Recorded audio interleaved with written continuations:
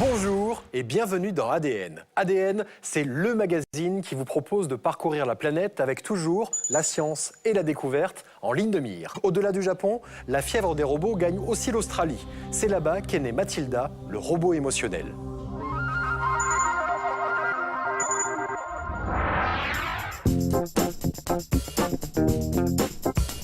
Nous sommes à Melbourne, en Australie. Derrière les murs de l'université de La Trobe se cache une unité de recherche en électronique qui travaille sur un petit robot aux capacités incroyables. Contrairement à tous les autres robots mis au point jusqu'à présent, Mathilda, c'est son nom, est capable de détecter les émotions sur les visages humains. Une première. Les robots qu'on fabrique généralement peuvent prendre des choses puis les poser. Ce sont les robots mécaniques. Mais là, c'est très différent.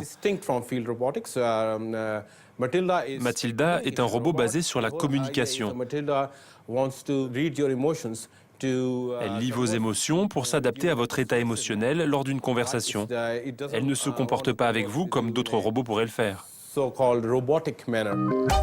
Mathilda est le dernier né des robots compagnons dont la recherche a été initiée au Japon en 1997. Son inventeur, Rajiv Khosla, s'attache à rendre ce robot de plus en plus humain pour lui permettre de s'intégrer à notre société. Elle a le sens du toucher, elle ressent les émotions, elle peut parler avec une voix humaine.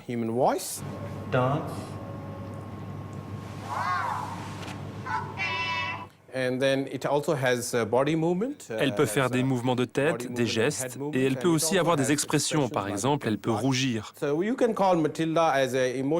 Donc on peut considérer Mathilda comme un robot sensible et intelligent, capable de communiquer pour améliorer la qualité de vie de ses partenaires humains. Grâce à des caméras, les yeux de Mathilda lui permettent de repérer le moindre petit mouvement de notre visage qui traduit une émotion. Lorsque nous parlons, certains points clés comme les sourcils, les pommettes, le nez et la bouche ont eux aussi un langage. C'est ce que l'on appelle la communication non verbale. Un véritable code qui nous renseigne sur l'état émotionnel d'une personne.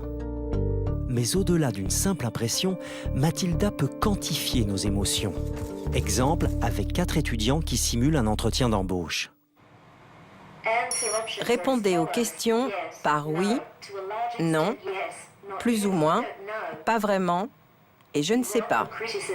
Vous acceptez les critiques de votre patron, mais quand vous pensez qu'il a tort, vous n'hésitez pas à le lui dire.